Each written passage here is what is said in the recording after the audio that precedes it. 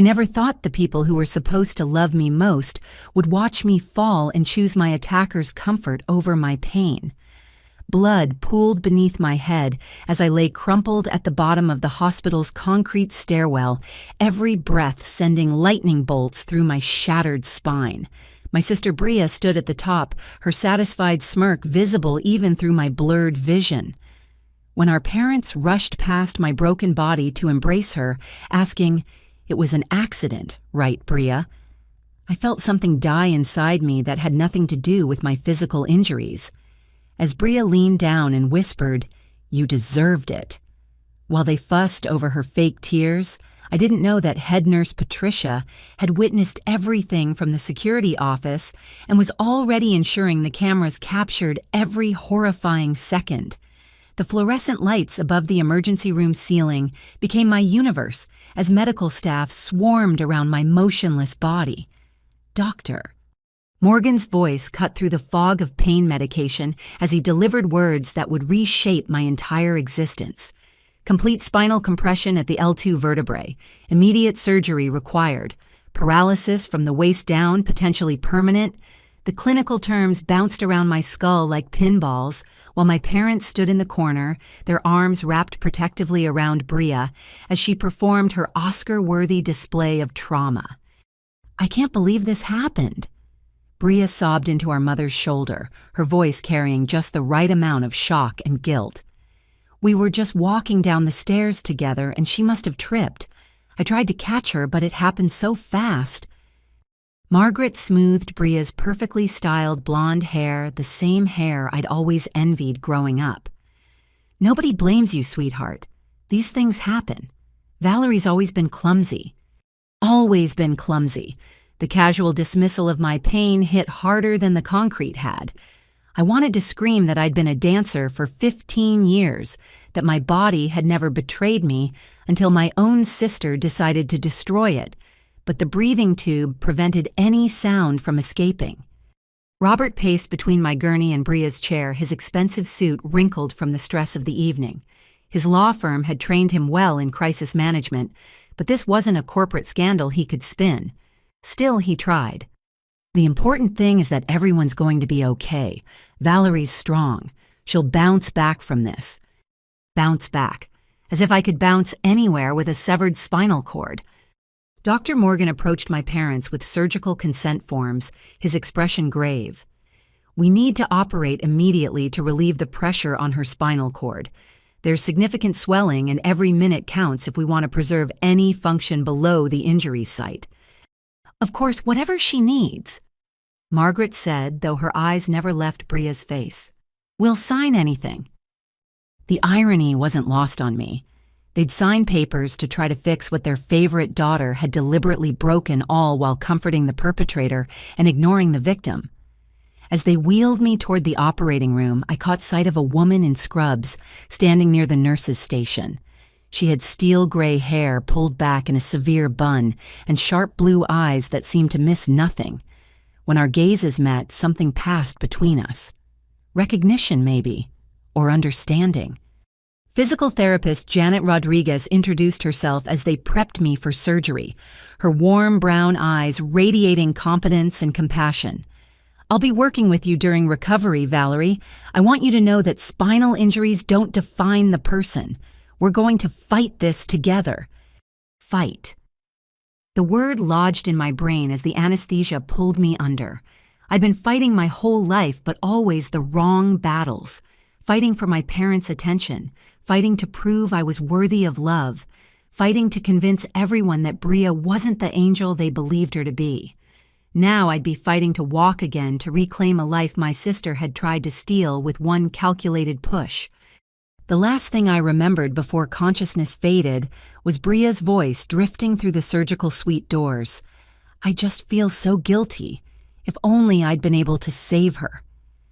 Recovery unfolded like a slow-motion nightmare punctuated by flashes of unwanted clarity.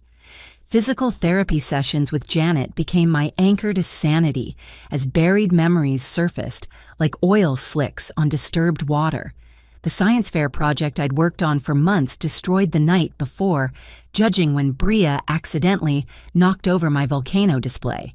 The scholarship letter from Northwestern that mysteriously vanished from our mailbox only for Bria to receive an identical opportunity the following year. Jake Morrison, my high school boyfriend who dumped me after Bria convinced him I'd been cheating with his best friend. Trauma has a way of unlocking suppressed memories, Janet explained as she guided my legs through range of motion exercises. Your mind protected you by compartmentalizing these experiences, but now your body's forced stillness is allowing your psyche to process what really happened. Janet's office became my confessional. She listened without judgment as I recounted decades of systematically destroyed opportunities, relationships sabotaged by whispered lies and achievements diminished by Bria's superior performances. Each session revealed another layer of manipulation I'd been too desperate for family harmony to acknowledge. "It's called scapegoating," Janet said during one particularly difficult session. In dysfunctional family systems, one child becomes the repository for all the family's problems, while another is idealized beyond reason. The golden child can do no wrong, while the scapegoat can do no right. Golden child. The term fit Bria perfectly. She'd been our parents' princess from birth, blessed with natural charisma, academic excellence, and the kind of effortless beauty that opened doors before she even knocked. I'd been the afterthought, the daughter who tried too hard, cared too much, and somehow always fell short of their impossible standards. My parents visited daily, but their attention remained laser-focused on managing Bria's trauma. They brought her favorite coffee-arranged counseling sessions to help her cope with witnessing my accident, and constantly reassured her that nobody held her responsible for my clumsiness. Poor Bria's been having nightmares. Margaret confided during one visit while my sister sat in the corner, dabbing her eyes with tissues. She keeps reliving that terrible moment when she couldn't save you. Couldn't save me. The rewriting of history happened in real time, each retelling further cementing Bria's position as the grieving hero rather than the calculating perpetrator. Bria's visits followed a predictable pattern. She'd arrive with flowers and concern, performing sympathy for any medical staff within earshot. But the moment we were alone, her mask would slip just enough to reveal the satisfaction underneath. "I brought you roses," she announced one afternoon, setting a beautiful bouquet on my bedside table. "They reminded me of you, pretty on the surface but full of thorns." As I reached for them, hidden thorns embedded beneath the stems scratched deep gouges across my palms, drawing blood that spotted the pristine white sheets. Bria watched with barely concealed glee as I struggled to stanch the bleeding with one hand while calling for help. "Oh no, you're hurt," she said loudly as Janet rushed in. "The thorns must have been damaged during transport. I'm so sorry, Valerie." Janet cleaned my wounds while shooting suspicious glances at Bria, who maintained her concerned sister facade perfectly.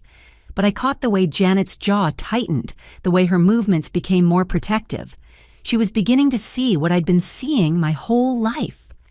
Head nurse Patricia began appearing more frequently during Bria's visits, always finding reasons to check equipment or review charts. Her presence seemed to make Bria nervous, though she covered it well with increased displays of sisterly devotion. "Your sister certainly is attentive," Patricia observed one evening after Bria left. "She's here every day without fail." "She's always been dedicated to family," I replied carefully, unsure how much to reveal. Patricia's sharp blue eyes studied my face for a long moment. "Sometimes the people who appear most caring are the ones we need to watch most closely," she said cryptically, before returning to her rounds. The hospital room became my world, its beige walls and antiseptic smell defining the boundaries of my new existence. Wheelchair training started 3 weeks post-surgery each session, a humbling reminder of how completely my life had changed. The simplest tasks required relearning, transferring from bed to chair, navigating doorways, managing basic hygiene without assistance. But worse than the physical challenges was the emotional isolation. My parents' visits felt like obligations fulfilled rather than expressions of love. They'd spend 30 minutes updating me on Bria's progress in therapy before rushing back to comfort their traumatized princess. Phone calls from extended family focused on how the family was coping with this tragedy that had befallen poor Bria. Nobody asked how I was coping with being nearly murdered by my own sister. 3 weeks after my surgery, Patricia appeared at my bedside during the quiet hours of the night shift. The usual bustle of daytime medical activity had settled into the gentle hum of machines monitoring sleeping patients. She pulled a chair close to my bed and spoke in low tones that wouldn't carry beyond my room's walls. "Valerie, I need to discuss something important with you, and I want you to listen carefully before you respond." Her voice carried the weight of years spent delivering difficult news to patients and families. "I've been working in hospitals for 32 years, and I've developed a sense about people. What I witnessed the night you were injured doesn't match the story your family has been telling." My heart rate monitor began beeping faster as adrenaline flooded my system. Patricia glanced at the screen, then back at my face. I was in the security office reviewing footage from another incident when I heard shouting in the stairwell. I looked at the monitor just as your sister positioned herself behind you. Patricia paused, letting the weight of her words settle. "Valerie, I watched her check the hallway to ensure you were alone. I watched her calculate the angle. I watched her place her hands on your back and push you down those concrete stairs with deliberate force." The room tilted despite my horizontal position. Someone had witnessed the truth. After weeks of gaslighting and manipulation, someone had seen what really happened. The audio picked up her comment afterward. Patricia continued. "We have clear recording of her saying, 'You deserved it,' while you lay unconscious and bleeding. Tears I'd been holding back for weeks finally spilled over. Not tears of sadness, but of relief, validation. Proof that I wasn't crazy, wasn't imagining the malice I'd sensed my entire life." "Why are you telling me this?" I whispered. "Because I've spent 3 decades watching families destroy themselves, protecting abusers while sacrificing victims. I've seen too many people suffer in silence because the truth was inconvenient for everyone else." Patricia's voice hardened with resolve. "But also because this is attempted murder, not a family dispute. Your sister deliberately tried to kill you, and she's been performing innocence while your parents enable her lies." The clinical term hit like ice water. Attempted murder, not sibling rivalry or accidental injury, but calculated violence designed to end my life. "What happens if I report this?" I asked. "Hospital protocol requires me to contact police if I suspect a patient was the victim of assault. I've already backed up the security footage in multiple locations to prevent tampering, but I need your permission to proceed officially." My mind raced through implications. Reporting would destroy any remaining relationship with my parents who'd already chosen Bria's comfort over my truth. It would drag our family dysfunction into public view. It would force me to relive the trauma in courtrooms and police stations. But it would also mean justice, accountability, protection for future victims of Bria's escalating violence. "I need time to think," I said finally. Patricia nodded. "I understand this is overwhelming, but Valerie, I've seen patterns like this before. Violence that starts with emotional manipulation escalates to physical harm, then attempted murder.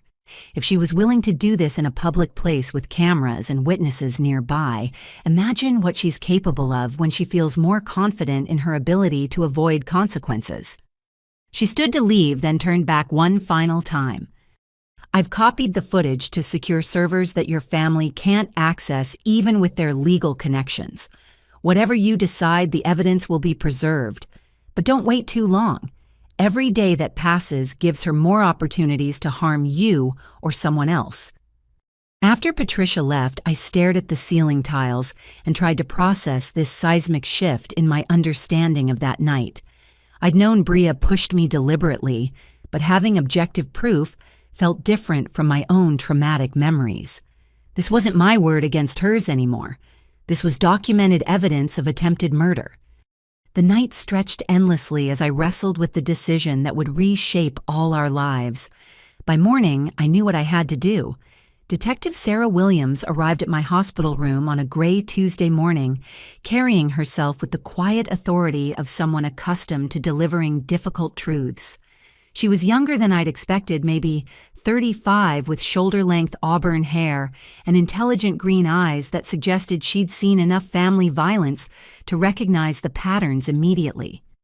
"Ms. Thompson, I'm Detective Williams with the Metro Police Family Violence Unit.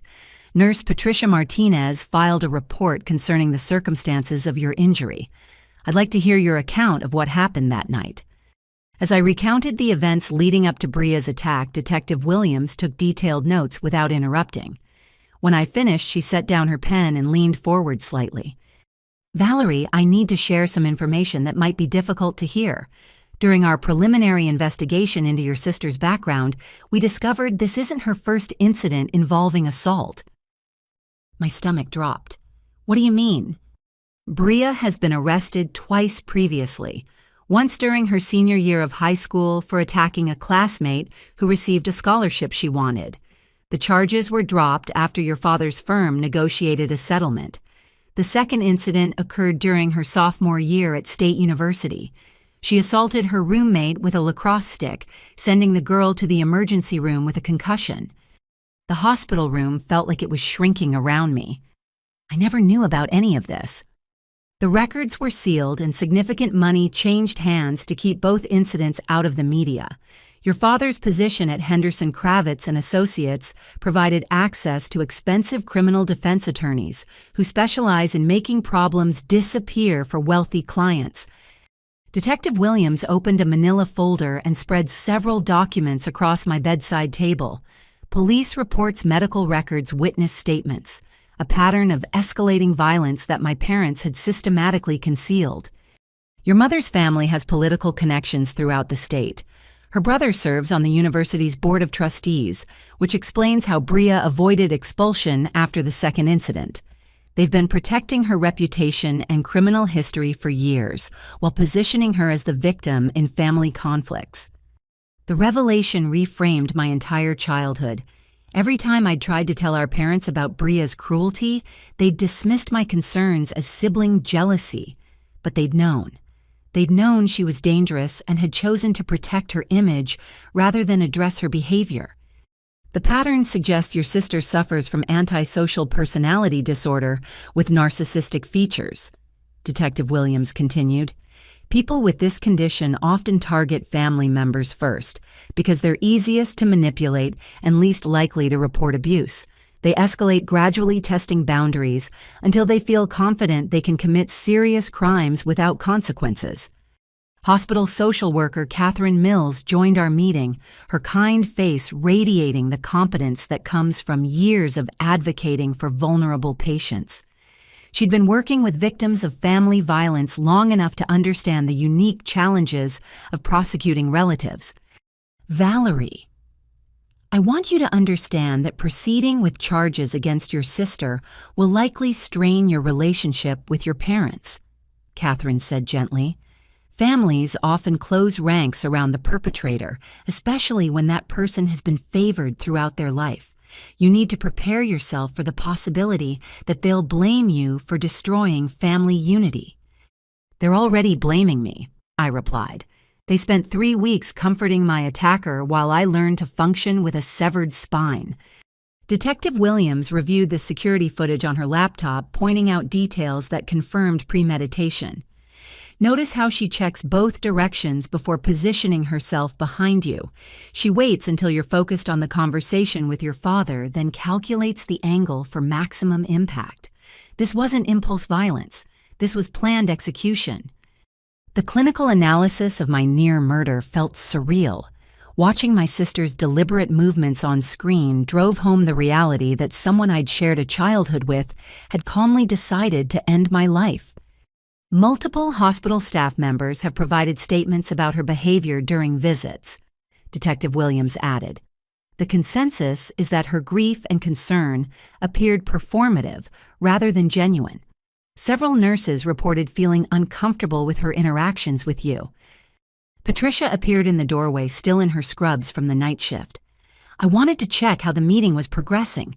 Has Valerie seen the full footage yet? Detective Williams looked at me questioningly. Are you ready to view the complete security recording? I nodded, though my hands trembled as she positioned the laptop screen where I could see clearly. The timestamp showed 11:47 p.m. on the night that changed everything. The camera angle captured the entire stairwell, providing an unobstructed view of Bria's calculated attack. Watching my own attempted murder felt like an out-of-body experience. The footage showed Bria's cold calculation, the deliberate checking of the hallway, the precise positioning behind my wheelchair, and the violent shove that sent me tumbling down concrete stairs. But most chilling was her reaction afterward. No immediate rush to help, no panic or regret, just satisfaction as she watched me lie motionless at the bottom. We have enough evidence for attempted murder charges, Detective Williams said as she closed the laptop, but I want to prepare you for what comes next. Your family will likely hire expensive attorneys who'll try to discredit your testimony and the evidence. They'll claim this was an accident, that the security footage is misleading, that you're unstable and vindictive. Are you prepared for that level of scrutiny and attack? I thought about the decades of gaslighting, the systematic destruction of my achievements, the family gatherings where I'd been treated as the problem while Bria basked in adoration. I thought about lying paralyzed in a hospital bed while my parents comforted my attacker. I'm ready, I said. It's time someone held her accountable for what she's done. The phone call came at 7 a.m. the next morning, Margaret's voice trembling with a rage I'd never heard before. How could you do this to us, Valerie? How could you destroy your own family with these horrible lies? Detective Williams had contacted my parents the previous evening to inform them of the investigation and impending charges. Their reaction followed exactly the pattern she'd predicted: complete denial, followed by vicious attacks on my credibility and motives. I want to see you immediately, Margaret continued. Your father and I are driving to the hospital right now, and you're going to put an end to this nonsense before it goes any further. The line went dead before I could respond. I'd expected their anger, but the cold fury in my mother's voice suggested something deeper than disappointment. This felt like war. They arrived within the hour, their usual polished appearances, slightly disheveled from stress and lack of sleep. Robert's expensive suit was wrinkled, his tie askew. Margaret's perfectly applied makeup couldn't quite conceal the dark circles under her eyes, but it was Bria's presence that sent ice through my veins. She stood behind them wearing designer clothes and the expression of wounded innocence that would have been convincing to anyone who hadn't seen the security footage. Explain yourself, Robert demanded without preamble. Explain how you can accuse your own sister of attempted murder when she's done nothing but support you through this tragedy. The word tragedy hung in the air like poison gas, as if my attack had been some natural disaster rather than a calculated assault by his favored daughter. I didn't accuse her of anything, I replied calmly. The security cameras recorded what happened. The police are simply following the evidence. Margaret's face contorted with disbelief. Evidence? What evidence could there possibly be? Bria was devastated when you fell. She's been in therapy trying to cope with the guilt of not being able to save you. Mom, I know this is hard to accept, but Bria pushed me down those stairs deliberately. The hospital has video footage that shows exactly what happened. That's impossible, Bria interjected, her voice breaking with perfectly calculated emotion. I would never hurt you, Valerie. We may have had our differences over the years, but you're my sister. I love you. The performance was flawless. If I hadn't lived through decades of her manipulation, if I hadn't seen her cold satisfaction as I lay bleeding, I might have believed her myself. Robert pulled out his phone and made a quick call. Henderson, Kravitz and Associates. Put me through to Marcus. He walked to the window while speaking in low tones with what I assumed was his law firm's criminal defense division. This is what's going to happen, he announced after ending the call. You're going to call that detective and tell her you were confused by your medications. You're going to admit that you don't actually remember what happened clearly and you want to withdraw your statement. I'm not doing that. Yes, you are. Because if you persist with this vindictive fantasy, you'll no longer be our daughter. We'll cut off all contact, remove you from our will, and make sure everyone in this town knows that you tried to destroy your innocent sister with false accusations. The ultimatum landed like a physical blow. They were willing to disown me to protect Bria's reputation. After 28 years of trying to earn their love, I was finally seeing the truth about what I meant to them. Margaret stepped closer to my bed, her voice dropping to a venomous whisper. You've always been jealous of Bria, always resented her success, her beauty, her achievements. Now you're using this accident to finally try to destroy her, and we won't allow it. It wasn't an accident. It was an accident, she hissed, and if you know what's good for you, you'll remember it that way. Bria moved to stand beside our parents, completing their united front against me. The symbolism wasn't lost on any of us, 3 against 1, just like it had always been. I never wanted to hurt you, Val, Bria said, using the childhood nickname she hadn't spoken in years. But if you're going to try to send me to prison for something I didn't do, I can't just stand by and let you destroy my life. Your life. The words exploded out of me. Your life, I'm the one who's paralyzed. I'm the one lying in a hospital bed learning to use a wheelchair because you decided to push me down concrete stairs. You fell, Robert said firmly. The official story is that you fell due to your own clumsiness, and that's what it will remain. End of discussion. Patricia appeared in the doorway, her timing impeccable. I'm sorry to interrupt, but visiting hours have specific guidelines about patient welfare and stress levels. She'd obviously been listening from the hallway, waiting for the right moment to intervene. The tension in the room was thick enough to cut with a scalpel.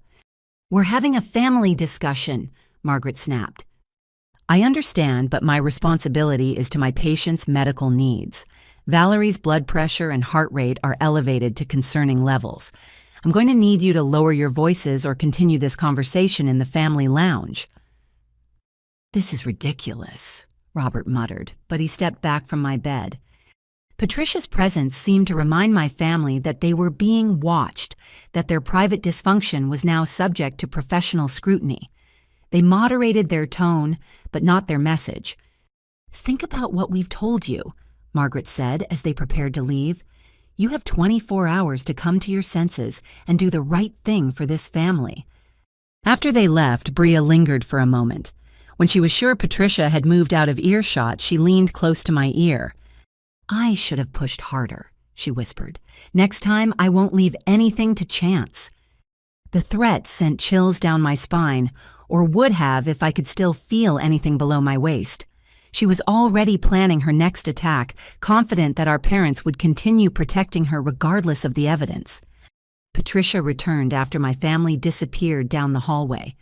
I heard enough of that conversation to understand the pressure you're under, but I want you to know something important. I've been documenting every interaction your sister has had with you since the incident. Her behavior, her comments, her emotional responses. None of it matches someone who accidentally injured a beloved family member. They're going to disown me if I don't recant, I said.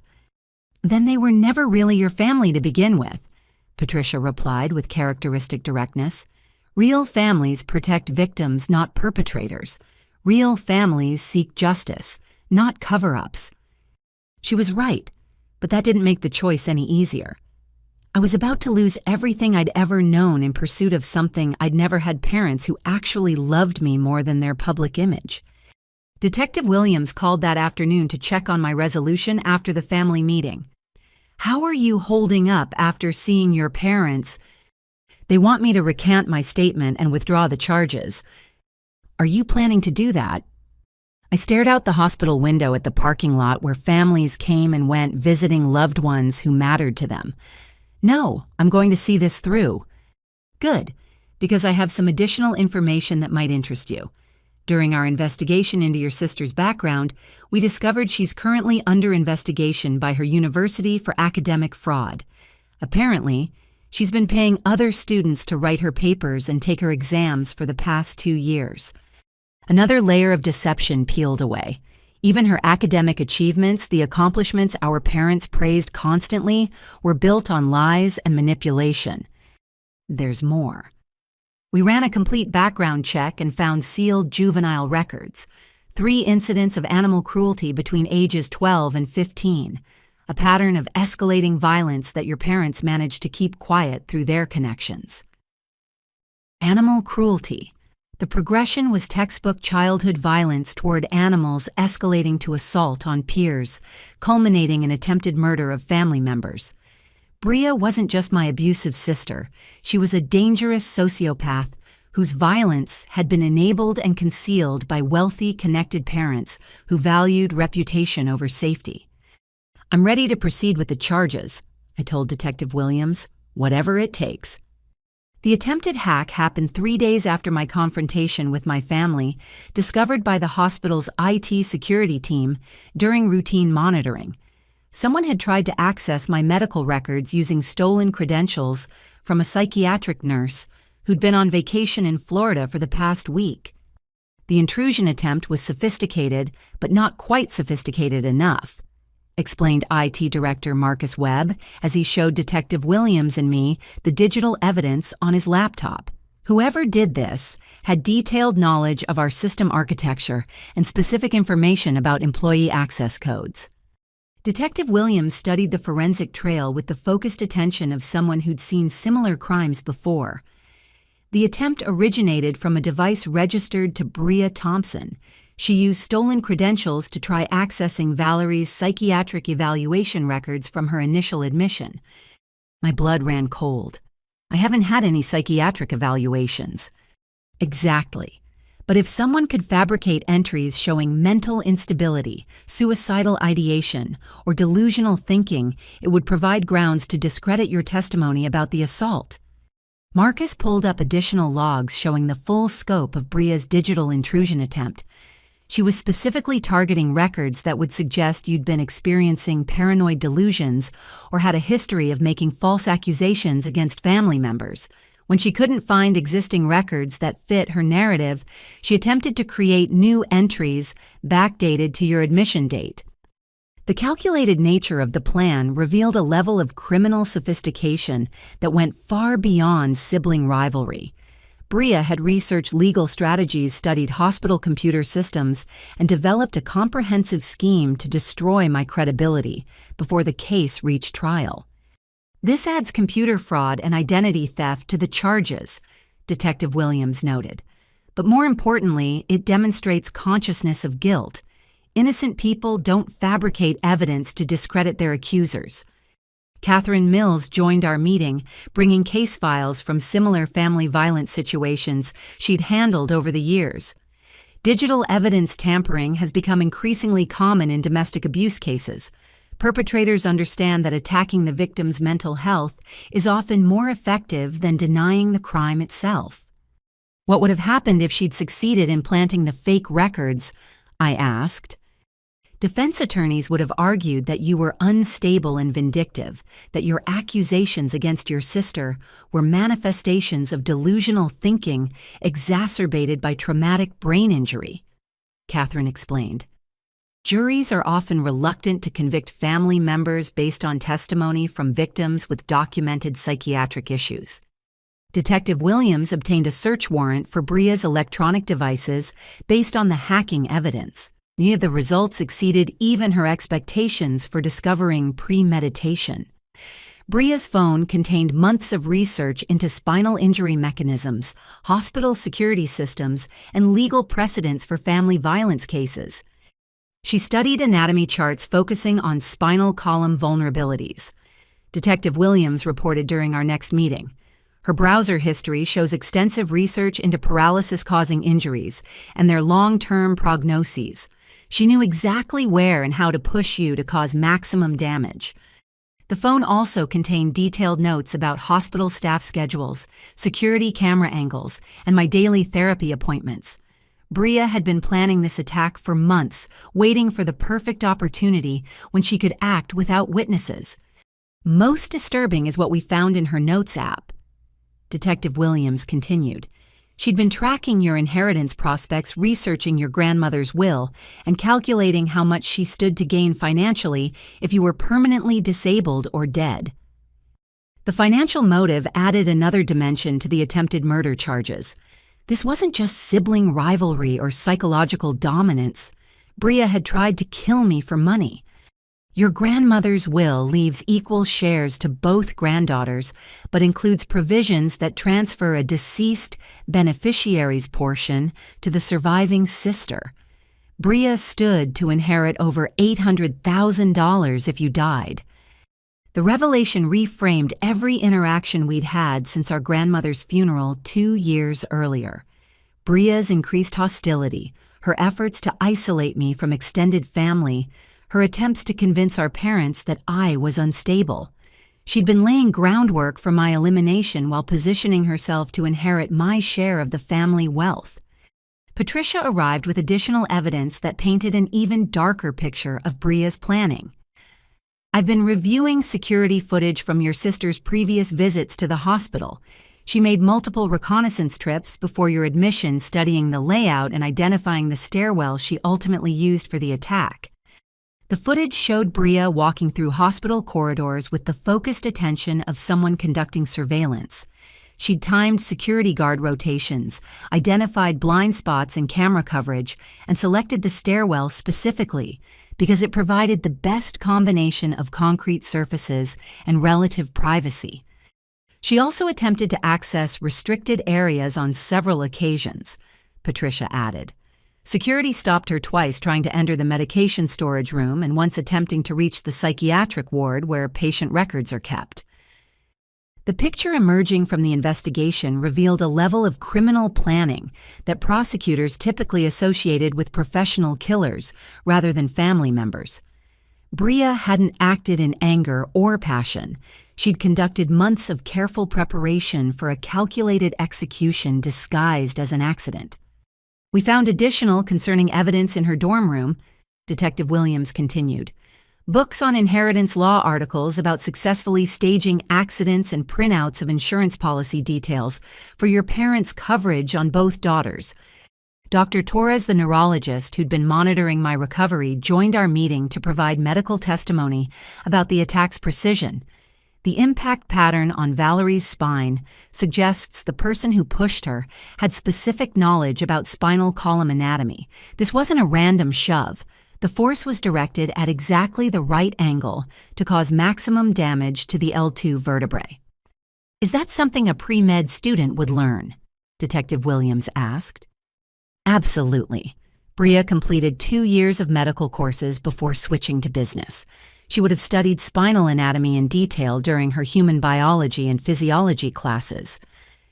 The evidence painted a terrifying portrait of premeditated attempted murder, executed with clinical precision. But perhaps most chilling was the realization that if Patricia hadn't been monitoring the security cameras that night, Bria's plan would have succeeded perfectly. I would have been dismissed as another clumsy accident victim, while my sister inherited my share of the family wealth and eliminated her primary competition for our parents' affection. The prosecution is confident they can secure convictions on all charges, Detective Williams told me. Attempted murder, computer fraud, identity theft, and financial conspiracy. But I want to prepare you for what your family's response will be when they realize how much evidence we've gathered. I didn't have to wait long to find out. Emma Rodriguez arrived at my hospital room on a rainy Thursday afternoon, her dark hair dripping from the downpour and her brown eyes filled with an emotion I hadn't seen in years, genuine concern for my well-being. We'd been best friends throughout high school until she'd suddenly stopped coming around during senior year, a disappearance I'd never fully understood. I heard about what happened through Jessica Chen's mom, she said, settling into the visitor chair with the careful movements of someone preparing to deliver difficult news. Val, I need to tell you something I should have said 15 years ago, and I hate myself for staying silent this long. Emma's hands trembled as she pulled out her phone and showed me a photo from our high school graduation party. The image captured a moment I'd completely forgotten: Bria, standing behind me at the top of our deck stairs, her hands positioned on my back in a gesture that looked affectionate to casual observers, but suggested something more sinister in light of recent events. "I was taking random pictures that night when I saw Bria deliberately push you down those deck stairs," Emma said, her voice thick with guilt and regret. "You hit your head on the concrete patio and were unconscious for almost 10 minutes. When you woke up, you didn't remember what happened, and Bria immediately started telling everyone you'd tripped over your graduation gown." The memory surfaced in fragments: the graduation party, the celebration atmosphere, the sudden sensation of falling, waking up on the patio with a splitting headache while everyone fussed over my clumsiness. I tried to tell your mom what I'd seen, but she accused me of being jealous of Bria and trying to cause trouble during a family celebration. She said if I continued spreading malicious rumors, she'd have your father sue my family for defamation. Emma's confession explained her sudden absence from my life. While I'd been wondering what I'd done wrong to lose my best friend, she'd been threatened into silence by my own mother. "I was 17 and terrified," Emma continued. "My dad had just started his landscaping business, and we couldn't afford legal battles with prominent families. I convinced myself that maybe I'd misunderstood what I saw, that maybe it really had been an accident." "But you took a photo." "I did, and I've kept it all these years, hoping I'd never need to use it, but knowing it might be important someday." Emma's voice broke. "I abandoned you when you needed support most, and I've regretted it every single day since." The photo on Emma's phone showed Bria's deliberate positioning, the calculated angle of her hands, the cold satisfaction on her face as I tumbled down the stairs. Even 15 years later, the image captured the same predatory expression I'd seen moments before my recent attack. "There's more," Emma said. "After your mom threatened me, I started paying attention to Bria's behavior around other people. I documented 3 more incidents where she deliberately harmed classmates and then played innocent when adults investigated." Emma showed me a notebook she'd kept throughout senior year filled with detailed observations of Bria's manipulative tactics, instances of spreading malicious rumors, sabotaging other students' projects, and creating elaborate scenarios designed to make her targets appear unstable or vindictive. Jennifer Walsh's science project caught fire the night before the state competition. The investigation ruled it an electrical accident, but I saw Bria in the chemistry lab after hours the previous evening. Mark Stevens got food poisoning from lunch he brought from home on the day of college interviews. His mom found bleach residue in his thermos afterward. The pattern revealed a level of systematic cruelty that went far beyond typical teenage meanness. Bria had been destroying people's opportunities and safety for years, while maintaining her reputation as the perfect student and daughter. Patricia knocked on my doorframe before entering, her expression brightening when she saw Emma. "I hope I'm not interrupting. I wanted to check on Valerie's emotional state before the next phase of the investigation." "Actually, you should hear this," I told Patricia. "Emma has evidence about Bria's previous attacks that nobody ever reported." Patricia listened intently as Emma shared her documentation, taking notes and asking clarifying questions with the thoroughness of someone who understood the legal implications of each detail. "This establishes a clear pattern of behavior dating back 15 years, Patricia said when Emma finished. "Would you be willing to provide a formal statement to Detective Williams?" "Absolutely. I should have done this years ago." Catherine Mills arrived shortly after Patricia called her, bringing resources about support networks for long-term abuse survivors. Family violence often involves years of psychological conditioning that makes victims question their own perceptions, she explained. Having outside witnesses validate your experiences is crucial for healing. Emma's revelation opened floodgates of memory and emotion I'd been suppressing for decades. The seemingly random accidents, the destroyed opportunities, the gaslighting that made me question my own judgment. Each incident now viewed through the lens of deliberate sabotage rather than unfortunate coincidence. I've been researching support groups for adult survivors of sibling abuse, Catherine continued. It's more common than people realize but rarely discussed because society expects family loyalty regardless of how toxic the relationships become.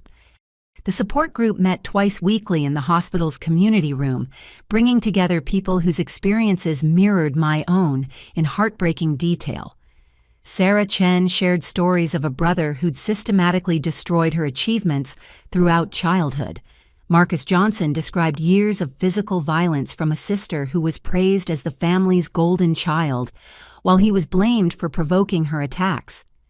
The hardest part is accepting that your own parents chose to protect your abuser instead of you, explained group facilitator Dr. Rebecca Martinez. It forces you to confront the reality that their love was conditional on your silence and compliance. Emma started attending sessions with me using her own guilt and regret as motivation to support other victims who'd been abandoned by friends and family. Her presence provided concrete proof that people could choose differently, could prioritize truth over convenience and justice over family loyalty. I'm testifying at Bria's trial, Emma announced during one session, not just about the graduation party incident, but about everything I witnessed and failed to report. If my testimony can prevent her from hurting anyone else, then maybe I can finally make amends for staying silent so long. The support network expanded beyond the hospital group as word spread about the case. Dr. Amanda Foster, a forensic psychologist who specialized in family violence, offered to provide expert testimony about sibling abuse patterns. Legal aid attorney Marcus Webb volunteered to ensure I had proper representation regardless of my family's wealth and connections. Cases like yours are why I became a prosecutor. District Attorney Jennifer Walsh told me during our first meeting, when privileged families use their resources to enable dangerous behavior instead of addressing it, the justice system becomes the only avenue for protecting future victims. The irony of her name wasn't lost on me. Jennifer Walsh had been one of Bria's high school victims, though I didn't realize the connection until Emma pointed it out. Her science project fire had cost her a full scholarship to MIT, but she'd channeled that injustice into a career fighting for other victims. Your sister destroyed my academic future 15 years ago, Jennifer said with quiet determination.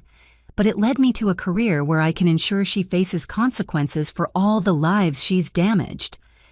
The web of support continued growing as more of Bria's former victims found the courage to come forward. High school classmates, college roommates, co-workers from her various internships. Each person carried scars from encounters with my sister's calculated cruelty, and each was ready to ensure she couldn't hurt anyone else. For the first time in my life, I wasn't fighting Bria alone. Attorney Amanda Foster entered my hospital room carrying the kind of confidence that comes from years of winning impossible cases against powerful defendants. She'd built her reputation representing victims of family violence, particularly cases where wealthy perpetrators use their resources to escape accountability. Her track record included successful prosecutions of business executives, politicians, and other prominent figures who'd assumed their status made them untouchable.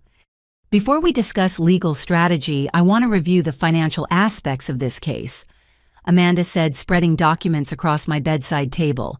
Your family's wealth and connections present both challenges and opportunities for prosecution. The financial review revealed irregularities that added new dimensions to the criminal charges. My grandmother's trust fund, established when I turned 18, had been systematically plundered over the past decade. What should have contained nearly $300,000 now held less than $50,000. Your parents have been withdrawing money using their positions as trust administrators. Amanda explained, highlighting withdrawal records that painted a damning picture of financial exploitation. Every major expense in Bria's life has been funded from your inheritance. Private school tuition, college expenses, legal fees for her previous assault charges, even her luxury car payments. The theft had been methodical and ongoing. $60,000 for Bria's private high school, $80,000 for her college tuition and expenses, $45,000 for legal representation when she assaulted her college roommate, $15,000 for the car she'd received as a graduation gift, while I'd worked 2 jobs to afford my used Honda. They've essentially stolen your inheritance to fund their protection of your sister's criminal behavior, Amanda continued. This adds financial elder abuse and theft charges to the growing list of crimes your family has committed. The revelation reframed every financial struggle I'd endured throughout my 20s. Student loans I'd assumed were necessary because my family couldn't afford to help with education. The second job I'd worked to save for a reliable car. The studio apartment I'd rented because I couldn't afford anything larger.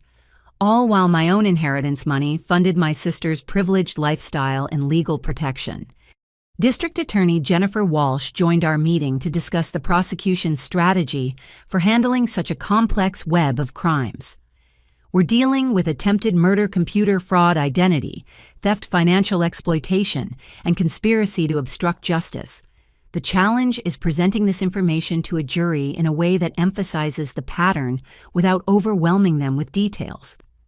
The financial crimes actually strengthen the attempted murder case, Amanda pointed out. They establish clear motive beyond sibling rivalry.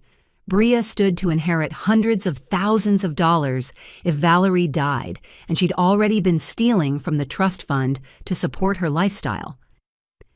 Jennifer spread out a timeline showing the escalation of Bria's criminal behavior alongside the trust fund withdrawals. The correlation is striking. Every time she needed money for legal fees or other expenses, your parents would access your inheritance. When that source became insufficient to support her increasingly expensive problems, she escalated to attempting murder for the insurance money and full inheritance. The insurance revelation added another layer to the financial motive. My parents had increased their life insurance coverage on both daughters to $500,000 each just 6 months before the attack. Bria would have received my full policy payout in addition to my share of the trust fund and eventual inheritance from our parents' estate. She researched the insurance policy details extensively. Detective Williams reported during her update on the digital evidence. Her computer showed multiple searches for policy terms, beneficiary arrangements, and claim procedures. She knew exactly how much money my death would generate. The prosecution team outlined their strategy for presenting the case to a jury, opening with the security footage to establish the brutal nature of the attack, then building the foundation of premeditation through digital evidence and financial motive, finally demonstrating the pattern of violence and family enablement through witness testimony. We have 17 witnesses prepared to testify about Bria's history of violence and manipulation, Jennifer explained. High school classmates, college roommates, hospital staff, and family friends who witnessed her behavior over the years. Each testimony adds another piece to the puzzle showing this wasn't an isolated incident. Expert witnesses would provide context about family violence patterns, spinal injury mechanics, and digital forensics. Dr. Rebecca Martinez would explain how golden child dynamics enable escalating abuse. Dr. Torres would demonstrate the medical precision required to cause my specific injuries. IT Director Marcus Webb would walk the jury through Bria's sophisticated attempt to hack hospital records. The defense will likely argue that this was an accident, that the security footage is misleading, and that family tensions have created false memories and vindictive accusations, Amanda predicted. They'll attack your credibility by suggesting you're emotionally unstable due to your injuries and medications. Which is exactly why Bria tried to plant fake psychiatric records, Jennifer added. She understood that undermining your credibility was essential to her defense strategy. The prosecution's counter-strategy involved extensive documentation of my mental state throughout the investigation. Multiple psychological evaluations confirmed my stability and competence. Medical records showed no indication of delusional thinking or false memory formation. Character witnesses would testify to my reliability and truthfulness throughout my life. We're also presenting evidence about your family's wealth and connections to show how they've escaped accountability in the past, Amanda explained. The jury needs to understand that this isn't the first time they've used their resources to protect Bria from consequences. the sealed juvenile records for animal cruelty, the covered-up high school assault, the expunged college incident. Each case showed a pattern of escalating violence, followed by expensive legal intervention that made the problems disappear from public record. Your father's law firm specializes in crisis management for wealthy clients, Jennifer noted. They have extensive experience making criminal charges disappear through plea bargains, sealed records, and financial settlements that silence victims. The jury will see how this family operates. But the most compelling evidence remained the security footage and Bria's own digital trail. No amount of legal maneuvering could explain away the calculated nature of her attack or the extensive planning she'd done beforehand. The attempted hospital record hack was actually the best thing that could have happened for our case, Amanda said.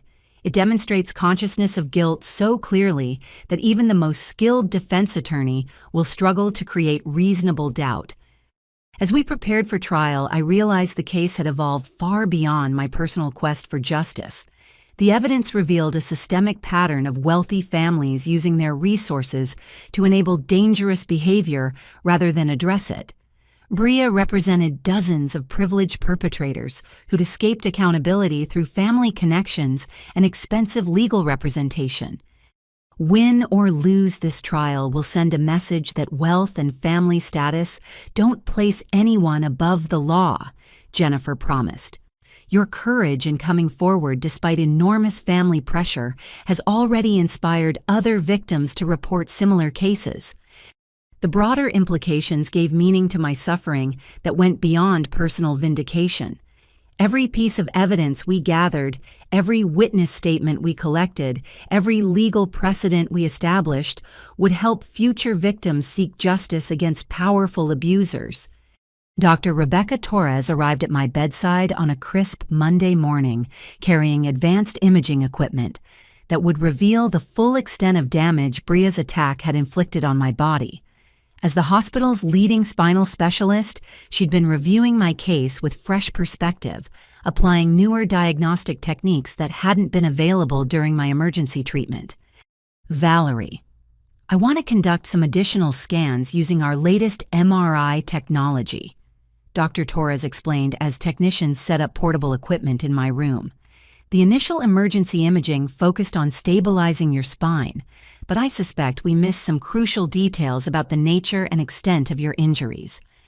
The new scans revealed a horrifying truth that reframed everything about that night. The impact pattern on my spinal column wasn't random or accidental.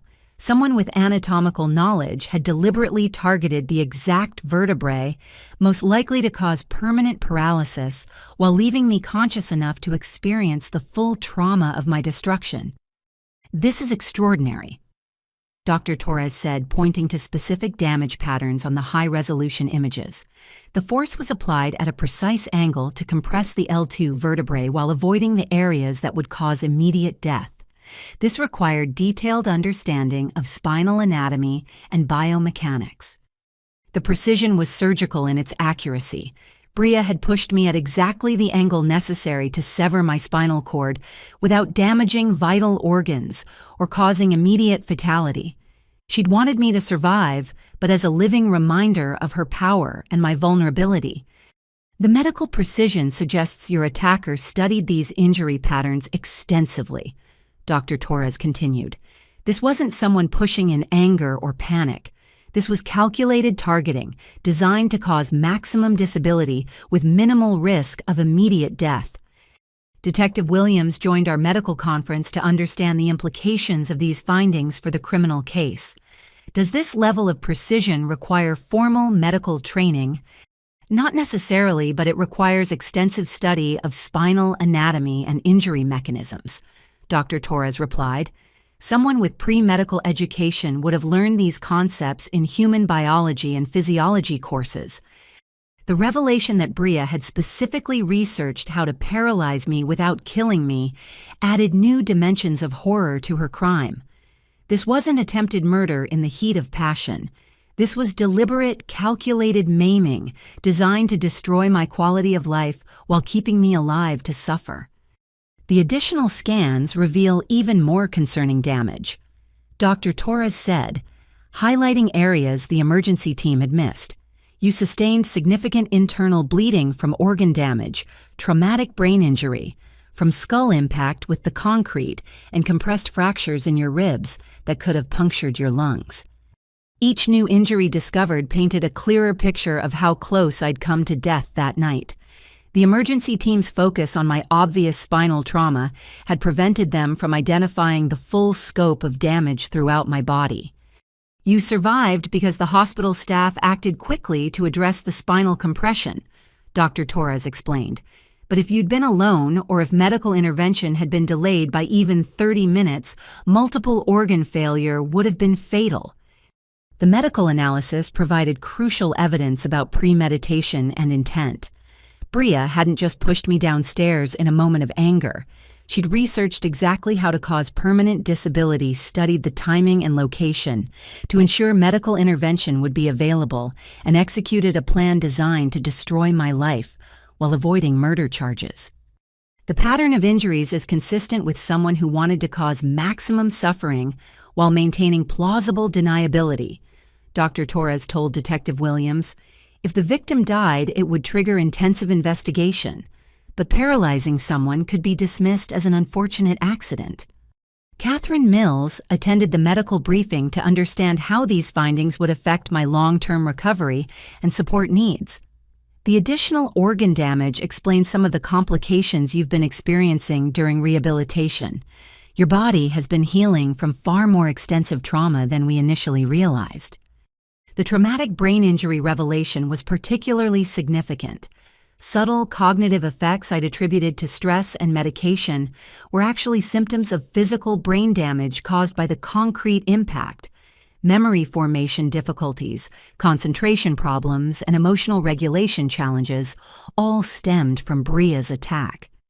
The brain injury adds attempted murder charges to the case, Detective Williams noted. Severe traumatic brain injury can be fatal, and the medical evidence shows your sister's attack could reasonably have been expected to cause death or serious bodily harm. Dr. Torres compiled her findings into a comprehensive medical report that would serve as key evidence during trial. The precision of the attack, the extensive research required to execute it successfully, and the calculated nature of the targeting all supported charges of premeditated attempted murder. I've treated thousands of spinal injury cases over 20 years, and I've never seen damage this precise from an accidental fall, Dr. Torres stated in her official report. The biomechanical analysis clearly indicates deliberate application of force at specific angles designed to cause maximum spinal damage. The medical testimony would be devastating for any defense strategy based on claiming the attack was accidental.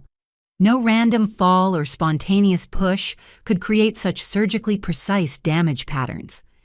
Your sister essentially performed a calculated medical procedure designed to destroy your spinal function, Dr. Torres explained during our final consultation. The level of anatomical knowledge and planning involved rivals what we see in cases where medical professionals commit crimes using their expertise. But perhaps most disturbing was the realization that Bria's research had included studying my specific medical history and physical vulnerabilities. She'd accessed my previous medical records to understand exactly where and how to attack my body for maximum effectiveness. The digital evidence shows she researched your childhood injuries, your dance training history, and even your nutrition and fitness routines, Detective Williams reported. She built a comprehensive profile of your physical condition to optimize her attack strategy. Every aspect of my life that I'd shared with family had been weaponized against me. My dance background that created strong core muscles but left my spine vulnerable to specific types of trauma. My previous minor back injury from a car accident that had healed but created a weak point Bria could target. Even my exercise routine that she'd used to calculate my balance and reflexes. The evidence suggests months of planning and research went into this attack, Dr. Torres concluded. This wasn't sibling rivalry or family conflict. This was predatory behavior by someone who studied their victim extensively before striking. As I processed this medical evidence, the full scope of Bria's hatred became clear. She hadn't just wanted to hurt me or eliminate me as competition for our parents' affection. She'd wanted to destroy me completely, to reduce me from a functioning human being to a dependent victim who would serve as a permanent reminder of her power. The precision of her attack revealed a level of cruelty that went beyond anything I'd imagined possible, even from someone I'd known was dangerous. But it also provided irrefutable proof that would ensure justice finally prevailed. The attack came at 2:37 a.m. on a Tuesday night, when the hospital corridors held the hushed quiet that settles over medical facilities during the deepest hours of darkness. Most patients slept peacefully under the watchful care of skeleton night staff, their rooms illuminated only by the soft glow of monitoring equipment and emergency lighting that guided nurses through their rounds. I'd been struggling with insomnia since learning about the medical precision of Bria's attack, my mind unable to quiet itself enough for restorative sleep. The knowledge that my sister had researched exactly how to destroy my spinal function kept replaying in endless loops, each detail more horrifying than the last. Dr. Torres had prescribed mild sedatives to help with the anxiety-induced sleeplessness, but I'd been reluctant to take anything that might cloud my judgment during such a vulnerable time. Patricia Martinez was working her usual night shift, making rounds through the spinal rehabilitation ward with the methodical thoroughness that had earned her respect throughout the hospital system. Her 32 years of nursing experience had developed an almost supernatural ability to sense when something felt wrong, even when everything appeared normal on the surface. She'd noticed Bria's silver Honda parked in the visitor lot despite visiting hours having ended 6 hours earlier. The parking garage security cameras showed Bria entering the building through a service entrance she'd clearly researched beforehand, avoiding the main lobby where night security would have questioned her presence. Bria moved through the hospital corridors with the confidence of someone who'd studied the layout extensively. She wore dark clothing and had pulled her blonde hair back under a baseball cap, clearly attempting to avoid identification by security cameras. But she'd underestimated Patricia's dedication to patient safety and her growing suspicion about the Thompson family dynamics. The IV medication hanging beside my bed contained the standard post-surgical pain management cocktail that helped manage the chronic discomfort from my spinal injuries. The clear liquid dripped steadily through tubing that connected to a port in my arm, delivering carefully calibrated doses of medications that my doctors had prescribed after extensive consultation about drug interactions and dosage requirements. Patricia approached my room during her 2 a.m. rounds and noticed the door was slightly ajar, unusual since hospital protocol required doors to remain closed during overnight hours to minimize noise disruption for sleeping patients. She moved closer and heard the soft sound of someone moving around inside my room. Through the crack in the door, she saw a figure standing beside my bed, wearing surgical gloves and holding a syringe filled with clear liquid. The person was carefully inserting the needle into the medication port of my IV line, preparing to inject something directly into my bloodstream. Patricia recognized Bria immediately, despite her attempts at disguise. The same blonde hair that had caught her attention during previous visits, the same expensive designer clothes that seemed inappropriate for someone supposedly devastated by family tragedy, the same cold calculation in her movements that had triggered Patricia's initial suspicions. "Stop right there," Patricia commanded, stepping into the room and switching on the overhead lights. "Step away from that IV line immediately." Bria spun around the syringe still clutched in her gloved hand, her face registering shock at being discovered. For a moment, her carefully maintained mask slipped, completely revealing the cold rage underneath her performance of sisterly concern. "I was just checking on Valerie," Bria said, attempting to recover her innocent act. "She seemed to be having trouble sleeping, so I thought I'd see if her medication needed adjusting." "You're not authorized to touch medical equipment or administer any substances to patients," Patricia replied firmly, pressing the emergency call button that would summon security and additional medical staff. "Put down that syringe and remain exactly where you are." Bria glanced toward the door, clearly calculating whether she could escape before security arrived. But Patricia had positioned herself between Bria and the exit, and her years of dealing with agitated family members had taught her how to project calm authority even in dangerous situations. "What's in the syringe?" Patricia demanded. "Nothing harmful, just something to help her sleep better.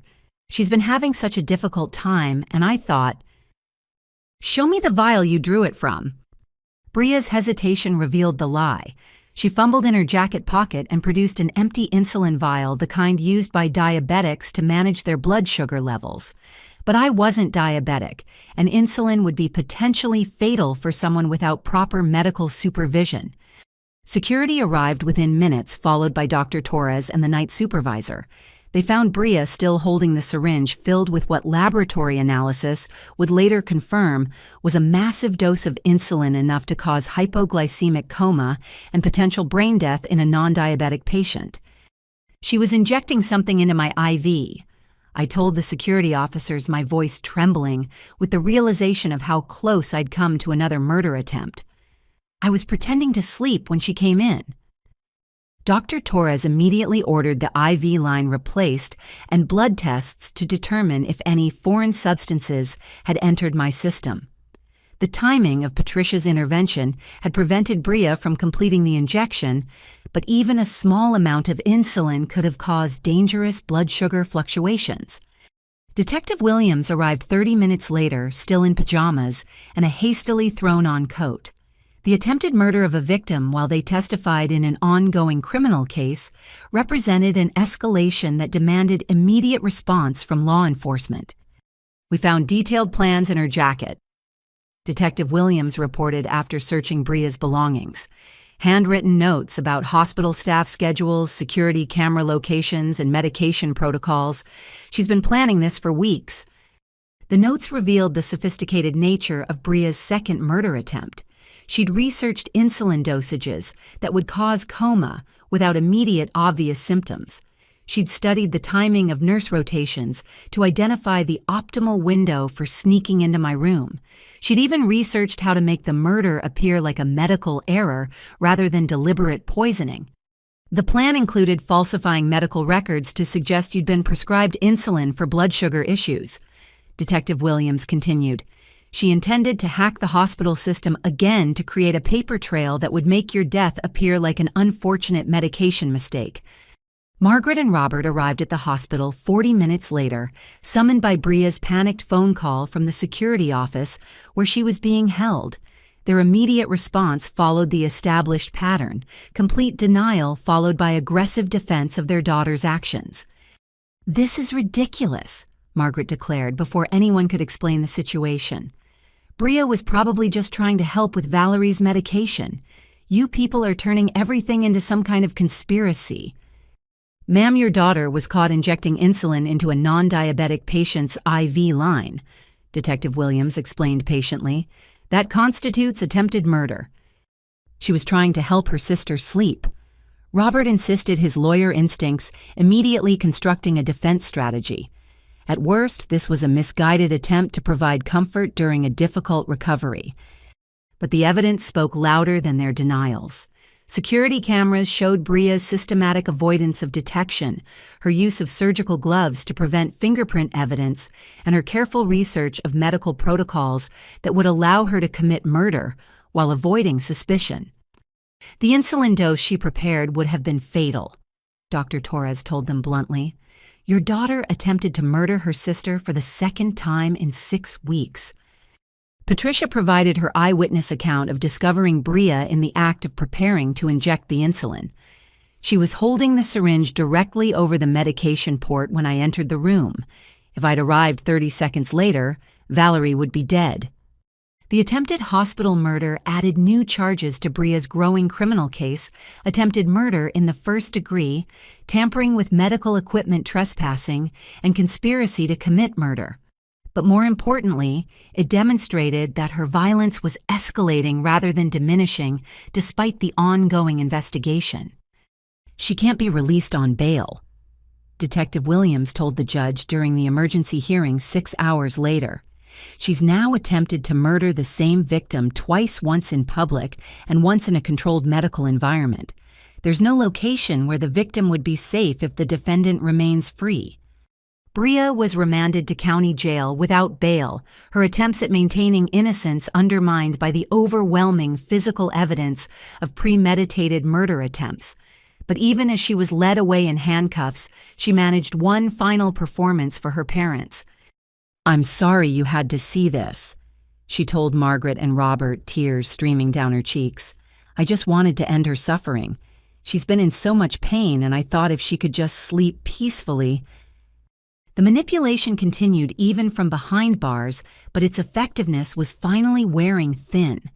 Even Margaret seemed shaken by the evidence of deliberate insulin injection, though she still struggled to accept the reality of her daughter's murderous intentions. Patricia stayed with me through the remainder of the night, monitoring for any delayed effects from potential insulin exposure, and providing the emotional support I needed to process another near-death experience at my sister's hands. "She would have succeeded if you hadn't caught her," I told Patricia as dawn light filtered through my hospital window. "But I did catch her," Patricia replied with characteristic directness. "And now she's in custody where she can't hurt you or anyone else while we prepare for trial." The second murder attempt had eliminated any remaining doubt about Bria's intentions or mental state. This wasn't family conflict or sibling rivalry. This was a dangerous predator who would continue escalating her violence until someone stopped her permanently. The decision to release the security footage publicly came after extensive consultation between the prosecution team and my legal advocates. Amanda Foster argued that transparency would prevent any attempts by my family's expensive legal team to manipulate public opinion or intimidate witnesses before trial. High-profile cases involving wealthy defendants often get resolved through backroom deals that serve everyone except the victim, Amanda explained during our strategy meeting. Making the evidence public ensures accountability and prevents your parents from using their connections to make this disappear like Bria's previous crimes.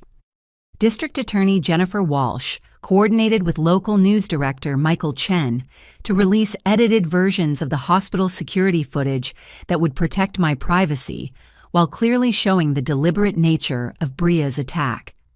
The timing coincided with a broader investigation into wealthy families using their resources to conceal criminal behavior by their children.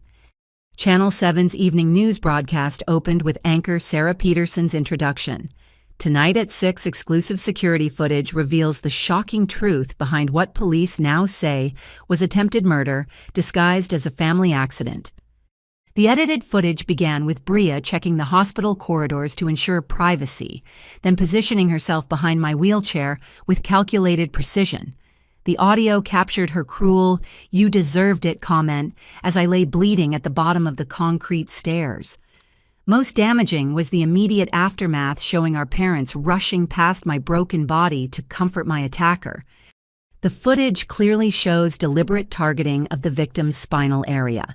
Forensic expert Dr. Maria Santos explained during the broadcast, "This level of precision requires anatomical knowledge and premeditation. Random falls don't create these specific injury patterns." The story exploded across social media platforms within hours of the initial broadcast. Facebook groups dedicated to family abuse survivors shared the footage with commentary about enabling parents and golden child dynamics. Twitter hashtags like Justice for Valerie and Believe Survivors trended throughout the night as thousands of people shared their own experiences with family violence. "I've never seen public response quite like this," Jennifer Walsh told me during her update call the next morning. "The combination of clear video evidence and obviously enabling parents has struck a nerve with abuse survivors across the country." The viral spread brought unexpected support from celebrities and public figures who'd experienced similar family dynamics. Actress Michelle Rodriguez posted a lengthy Instagram story about her own experiences with an abusive sibling whose violence was dismissed by relatives. Author Janet Ivanovich wrote a Twitter thread about the importance of believing victims regardless of family pressure to stay silent. But the most powerful responses came from ordinary people sharing their own stories of being scapegoated, gaslit, and sacrificed to protect favored family members. The comment sections filled with heartbreaking accounts of siblings who'd escaped accountability for violence while their victims were blamed for provoking attacks. Reading these responses is like looking into mirrors of our own experience, Emma told me as she scrolled through hundreds of supportive messages. So many people have lived through versions of what Bria did to you. The public attention created consequences my family hadn't anticipated. Robert's law firm, Henderson Kravitz and Associates, faced immediate backlash from clients who questioned their association with someone who'd enabled attempted murder. 3 major corporate clients terminated their contracts within 48 hours of the story breaking. Margaret's position as president of the Metropolitan Women's Charity Guild became untenable as board members distanced themselves from the scandal. Her longtime friends began declining social invitations and removing her from planning committees for upcoming fundraising events. "The footage is devastating for your parents' social standing," Amanda observed. "People can forgive many things, but watching parents comfort their daughter while her victim bleeds nearby crosses lines that wealthy social circles won't ignore." Bria's university expelled her immediately after the news coverage, citing violations of the Student Conduct Code and concerns about campus safety. Her sorority sisters released a statement condemning her actions and announcing they donated her membership fees to a domestic violence prevention organization. The public response generated practical support that exceeded my wildest expectations.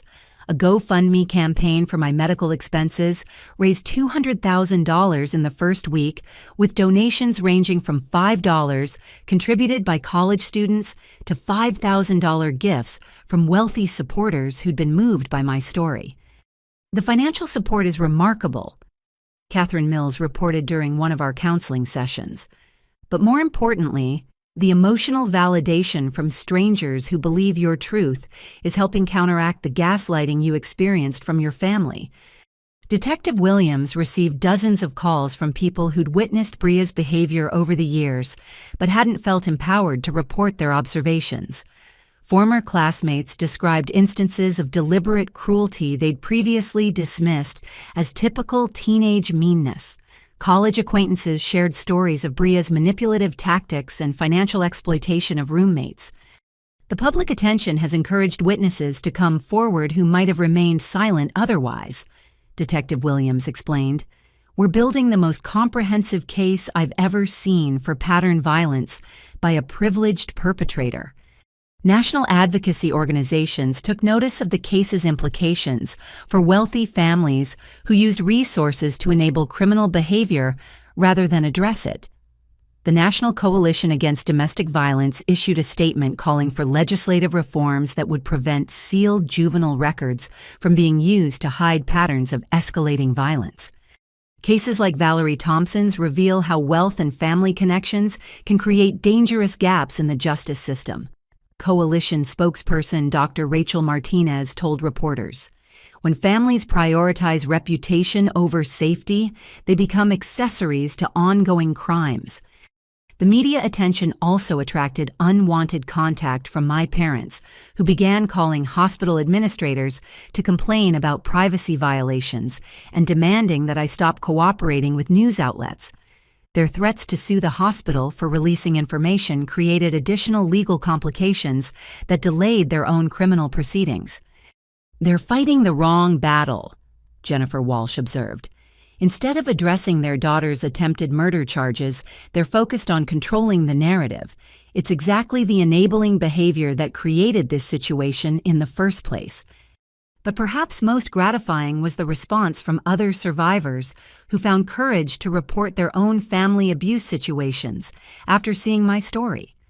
Police departments across the country received increased reports of domestic violence by family members, particularly cases involving adult children attacking siblings or parents. "Your willingness to speak publicly has given other victims permission to seek help," Dr. Rebecca Martinez from our support group told me. "Sometimes seeing one person break the silence makes it possible for dozens of others to find their voice."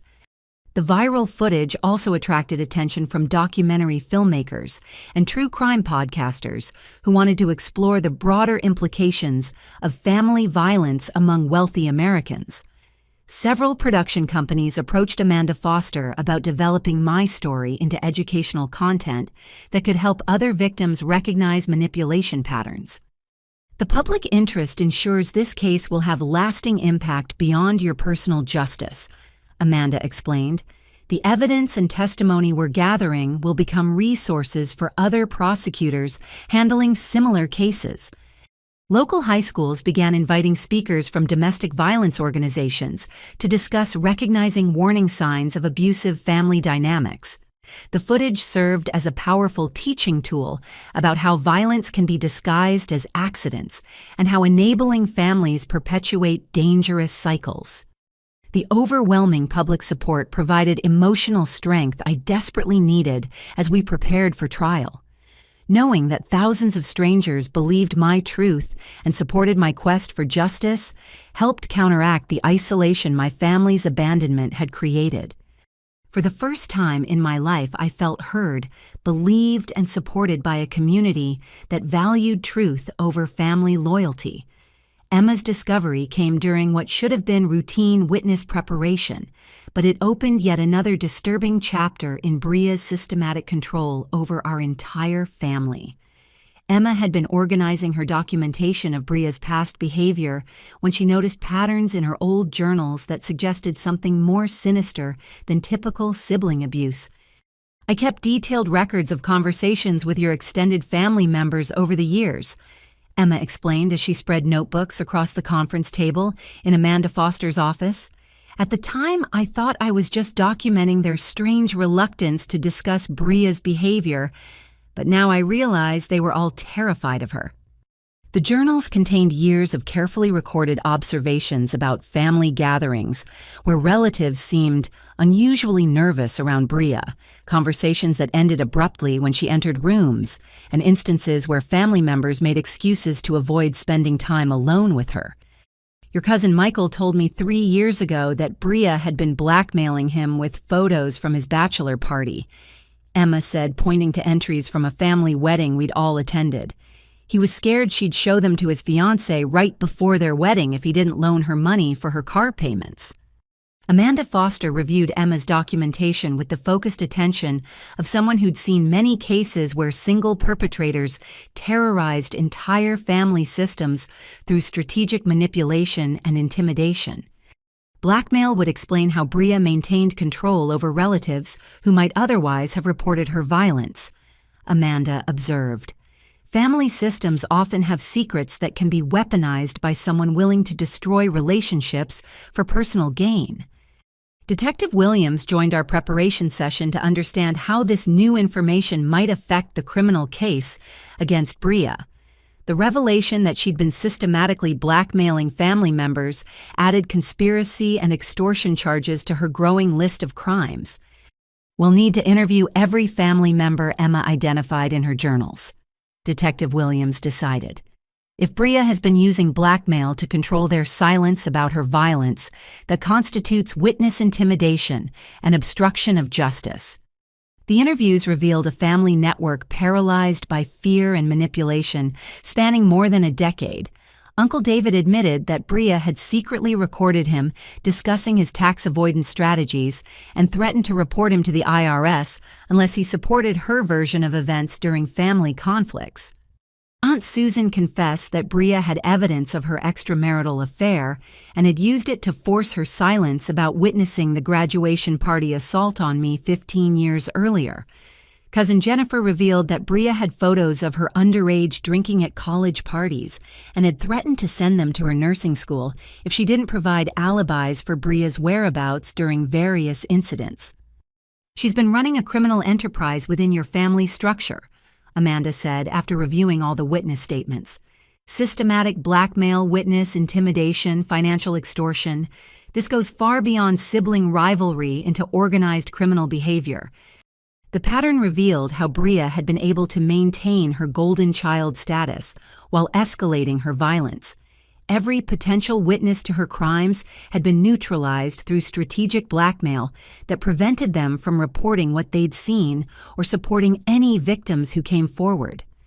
The blackmail evidence explains why your parents were so confident they could make her problems disappear, Detective Williams noted. They weren't just dealing with one incident at a time. They were managing a comprehensive system of family control that Bria had built through years of careful manipulation. Robert's participation in the conspiracy became clearer as investigators traced financial records showing suspicious payments to various family members over the years. Money had changed hands to ensure silence cooperation and false alibis that supported Bria's fabricated versions of events. Your father used his legal expertise to help coordinate the cover-ups, Amanda explained. He provided advice about statute of limitations issues, evidence preservation, and legal strategies for discrediting potential witnesses.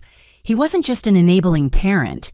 He was an active participant in obstruction of justice. Margaret's role involved social manipulation and emotional coercion, rather than legal or financial tactics. Family members described intense pressure campaigns where she'd guilt them into silence by claiming that reporting Bria's behavior would destroy family unity and devastate their reputations in the community. She convinced people that protecting Bria was protecting the whole family, Emma observed. Anyone who considered speaking out was made to feel like they were betraying everyone, not just defending themselves.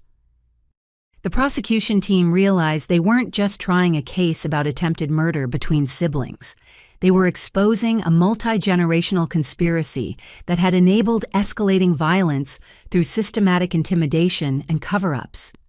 This case is going to set precedents for how the justice system handles wealthy families who use their resources to obstruct investigations, Jennifer Walsh told me during one of our preparation meetings.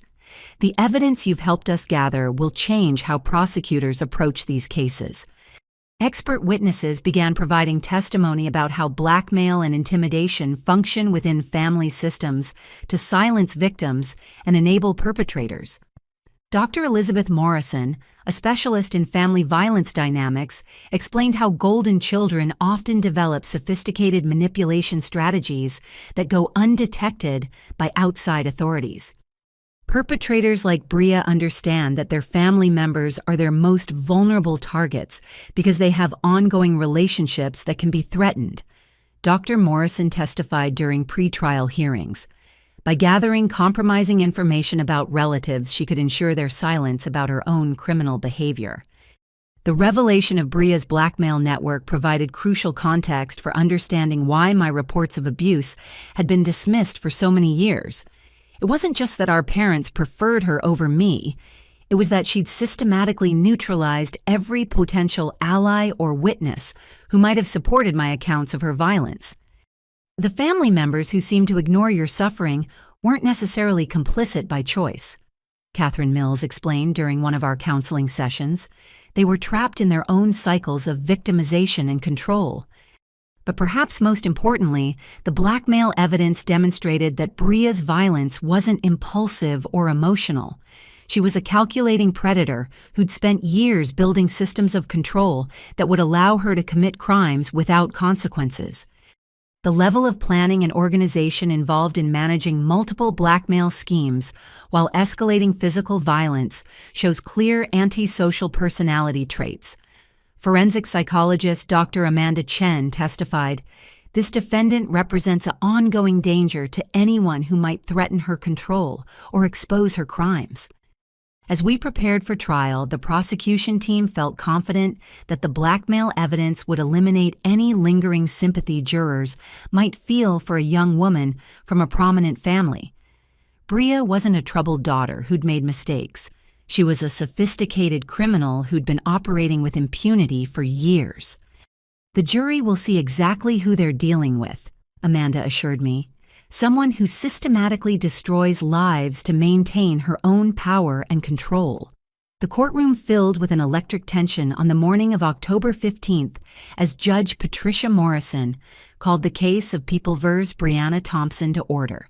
The gallery contained an unusual mix of family violence advocates, legal professionals studying the case's precedential implications, and media representatives documenting what had become a landmark prosecution of wealthy family enablement.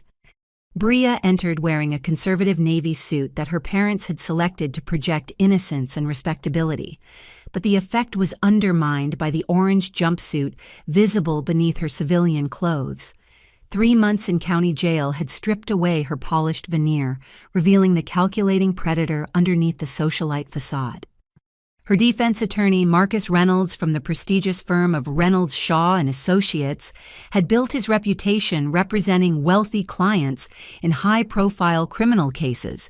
His opening statement followed predictable patterns: tragic family accident, unstable victim seeking revenge, misunderstood evidence taken out of context. Ladies and gentlemen of the jury, what you're going to see during this trial is a family tragedy that's been twisted into something sinister by a sister whose injuries have affected her judgment and memory. Reynolds began. Brea Thompson loved her sister Valerie deeply, and the guilt she feels about being unable to prevent this terrible accident has been manipulated by prosecutors seeking to criminalize a moment of family crisis. But District Attorney Jennifer Walsh's opening painted a dramatically different picture, supported by overwhelming evidence that had been gathered during the 6-month investigation. You're going to see security footage that shows deliberate, calculated, attempted murder, Walsh told the jury. You're going to hear from medical experts who will explain how the defendant used her anatomical knowledge to target her sister's spine with surgical precision. You're going to learn about months of planning, research, and preparation that culminated in 2 separate attempts to kill the same victim. The first week of testimony established the foundation of premeditation through digital evidence and medical analysis. IT Director Marcus Webb walked the jury through Brea's extensive computer research into spinal injuries inheritance laws and hospital security systems. The defendant's browser history shows over 300 searches related to spinal column anatomy, paralysis-causing injuries, and methods of staging accidental deaths. Webb testified. She downloaded medical textbooks, researched hospital procedures, and studied security camera placement for weeks before the attack. Dr. Rebecca Torres provided devastating medical testimony about the precision required to cause my specific injuries. Using anatomical models and biomechanical analysis, she demonstrated how only someone with detailed knowledge of spinal anatomy could have executed such a targeted attack. The force was applied at exactly the angle necessary to compress the L2 vertebrae, while avoiding immediate death, Dr. Torres explained to the jury. This level of precision is consistent with someone who studied these injury mechanisms extensively before executing the attack. The security footage screening on day 4 provided the trial's most dramatic moment. The courtroom fell silent as jurors watched Brea check the corridors, position herself behind my wheelchair, and deliberately push me down the concrete stairs. Several jury members visibly recoiled when the audio captured her "you deserved it" comment. The footage speaks for itself, Prosecutor Jennifer Walsh told the jury after the screening. This was not an accident. This was attempted murder caught on camera. But the trial's most shocking development came during cross-examination of defense witness Dr. Stephen Richards, the psychiatrist Reynolds had hired to testify about Brea's supposed mental health issues. Under questioning from Jennifer Walsh, Dr. Richards revealed information that destroyed his own credibility and Brea's defense strategy. Dr. Richards, did the defendant ever discuss her previous violent incidents during your evaluation sessions? Walsh asked. She mentioned some family conflicts, but characterized them as typical sibling disagreements. Dr. Richards replied carefully. Did she mention attempting to hack hospital computer systems to plant false psychiatric records about her victim? Reynolds stood immediately. Objection, Your Honor. This line of questioning goes beyond the scope of... Overruled, Judge Morrison said firmly. The witness will answer. Dr. Richards looked uncomfortable as he glanced toward Bria at the defense table. She did discuss concerns about her sister's credibility, but she never mentioned anything about computer hacking. Dr. Richards, I'm going to show you police reports documenting the defendant's attempt to falsify hospital records. Were you aware of this evidence when you formed your professional opinion about her mental state? The revelation that Bria had hidden crucial information from her own psychiatric expert created chaos in the courtroom. Reynolds immediately requested a conference with his client, and when they returned 20 minutes later, his expression suggested the consultation hadn't gone well. Your Honor, I need to request an emergency continuance to review newly disclosed evidence with my client, Reynolds announced. Judge Morrison's response revealed her growing frustration with the defense's apparent lack of preparation. Mr. Reynolds, this evidence has been available through discovery for months. If you weren't aware of its existence, that represents inadequate preparation rather than grounds for continuance. The trial resumed the next morning with a bombshell that no one had anticipated. Reynolds approached the bench and spoke in hushed tones with Judge Morrison for several minutes before returning to address the court. Your Honor, I'm requesting immediate withdrawal as counsel for the defendant due to irreconcilable differences and my client's failure to provide truthful information about her background and actions. The courtroom erupted as spectators realized that Bria's own attorney was abandoning her case mid-trial. Judge Morrison called for order before addressing the unprecedented situation. Mr. Reynolds, you understand that withdrawing at this point in proceedings creates substantial complications for completing this trial. Yes, Your Honor, but I cannot ethically continue representing a client who has misled me about material facts relevant to her defense. Judge Morrison granted the withdrawal motion but denied Bria's request for a continuance to secure new counsel. Ms. Thompson, you have the right to represent yourself or to proceed with court-appointed counsel, but this trial will continue as scheduled. Bria's decision to represent herself proved catastrophic for any remaining hope of avoiding conviction. Without legal training or understanding of courtroom procedure, she repeatedly violated evidence rules, antagonized witnesses, and revealed information that her attorney would have kept confidential. Her cross-examination of Emma Rodriguez demonstrated the vindictive personality that had been hidden beneath her previous performances. Isn't it true that you've been jealous of my relationship with Valerie for years? Bria demanded. No, that's not true, Emma replied calmly. Didn't you try to break up our family because you wanted to replace me as Valerie's sister? Jennifer Walsh's objection was sustained, but Bria continued her hostile questioning until Judge Morrison threatened to hold her in contempt for failing to follow courtroom protocols. The trial's climax came during Bria's own testimony when her composure finally cracked under the pressure of defending the indefensible. When Jennifer Walsh presented evidence of the insulin injection attempt, Bria's response revealed her true nature. She deserved everything that happened to her. Bria screamed at the prosecution table. Valerie was always trying to steal attention from our parents, always making herself the victim when things didn't go her way. I was just trying to end her pathetic existence so our family could finally have peace. The courtroom fell silent as Bria's mask slipped, completely revealing the cold hatred that had motivated years of violence and manipulation. Her own words provided the final piece of evidence prosecutors needed to secure maximum convictions. I should have pushed harder the first time, she continued before Judge Morrison could silence her. If that interfering nurse hadn't interrupted me at the hospital, none of us would be sitting here listening to Valerie's lies. Judge Morrison immediately called for order and instructed the jury to disregard Bria's outburst, but the damage was irreversible. She had confessed to attempted murder in open court while demonstrating complete lack of remorse for her crimes. The jury deliberated for less than 2 hours before returning guilty verdicts on all charges: attempted murder, in the first-degree assault with intent to cause great bodily harm, computer fraud identity, theft, witness intimidation, and conspiracy to obstruct justice. As the verdicts were read, Bria showed no emotion beyond cold anger at being held accountable for the first time in her life. Our parents sat in the gallery looking defeated and aged, finally confronting the reality of what their favorite daughter had become. Justice had finally arrived, but the path to healing was just beginning. The sentencing hearing 3 weeks later revealed Judge Patricia Morrison's thorough investigation into Bria's background and the additional crimes she'd committed during the trial proceedings.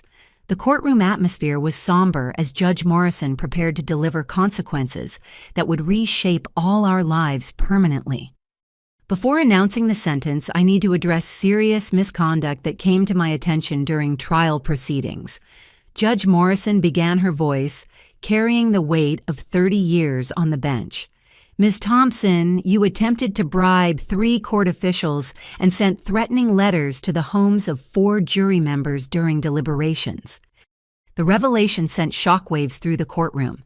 Even I hadn't known about these additional crimes that Bria had committed, while supposedly focused on defending herself against the original charges. Bailiff Rodriguez reported that you offered him $10,000 to allow you access to restricted areas of the courthouse. Judge Morrison continued. Court reporter Stevens documented your attempt to pay her $5,000 to alter transcripts of witness testimony. Records clerk Martinez reported your offer of $15,000 for private access to jury selection information. The bribery attempts revealed Bria's absolute refusal to accept accountability, even when facing overwhelming evidence of her crimes. She'd continued operating as if money and manipulation could solve any problem, regardless of legal and ethical boundaries. The threatening letters sent to jury members' homes contained detailed personal information about their families and implied consequences if they voted for conviction. Judge Morrison said, holding up copies of the evidence, "These actions constitute jury tampering, court corruption, and witness intimidation." District Attorney Jennifer Walsh had filed additional charges based on this courtroom misconduct, but Judge Morrison decided to address everything during a single comprehensive sentencing that would prevent Bria from manipulating any future proceedings. Ms. Thompson, your behavior throughout these proceedings has demonstrated a complete disregard for legal authority and an ongoing threat to public safety. Judge Morrison stated, your crimes represent not isolated incidents, but a pattern of escalating violence that culminated in attempted murder of your own sister. The sentencing phase included victim impact statements from everyone whose lives Bria had damaged through years of violence and manipulation. Emma spoke about the decades of guilt she'd carried for staying silent about the graduation party assault. Uncle David described the financial and emotional stress of being blackmailed for tax information that wasn't even illegal. My own statement focused on the broader implications of family violence enablement, rather than personal revenge. Bria didn't become a dangerous criminal overnight, I told the court. She was created by a family system that rewarded her violence and punished her victims. My parents' wealth and connections allowed her crimes to escalate without consequences until she felt confident enough to attempt murder in a public building with security cameras. Margaret and Robert had been arrested 2 weeks earlier on charges related to their financial crimes and obstruction of justice activities. Their expensive legal team was negotiating plea bargains that would allow them to avoid lengthy prison sentences in exchange for cooperation and financial restitution. The defendants' parents will face separate proceedings for their roles in enabling and concealing these crimes, Judge Morrison noted. However, their misconduct does not diminish Ms. Thompson's individual responsibility for her violent choices. Defense attorney Sarah Kim, the court-appointed counsel who'd replaced Reynolds after his withdrawal, made a brief argument for leniency based on Bria's age and lack of previous convictions. But the sealed juvenile records and extensive documentation of covered-up violence undermined any claims about her being a first-time offender. Your Honor, while Ms. Thompson's actions were serious, she's still a young woman with potential for rehabilitation if given appropriate mental health treatment and supervision, Attorney Kim argued. Judge Morrison's response revealed her thorough research into the case's broader implications and her understanding of the patterns involved in family violence by privileged perpetrators. Ms. Kim, I've reviewed over 50 similar cases involving wealthy defendants who committed family violence, and the pattern is consistent. Judge Morrison replied, "When families use their resources to enable criminal behavior rather than address it, the violence escalates until someone intervenes with appropriate consequences." The sentence Judge Morrison delivered reflected the maximum penalties allowed under state law for each of Bria's crimes. 25 years for attempted murder in the first degree, with additional consecutive sentences for the computer crimes, jury tampering, and witness intimidation charges. Ms. Thompson, you will serve 25 years in state prison, with no possibility of parole for the first 15 years, Judge Morrison announced. Your crimes represent a clear and ongoing danger to public safety that requires extended incarceration to protect potential victims. The additional charges brought Bria's total sentence to 32 years, effectively ensuring she would spend her remaining young adulthood and middle age behind bars.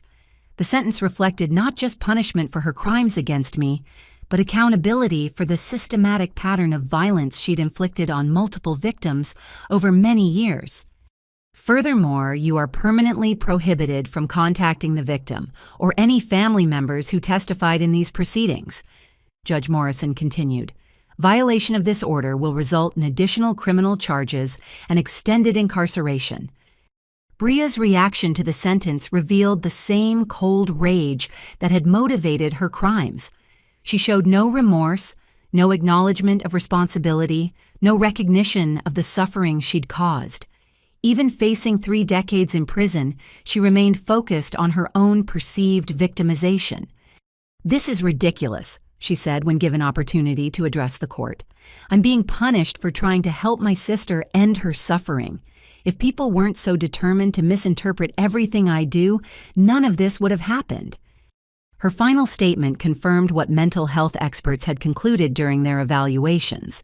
Bria suffered from antisocial personality disorder with narcissistic features, conditions that made her fundamentally unable to empathize with others or accept responsibility for her actions.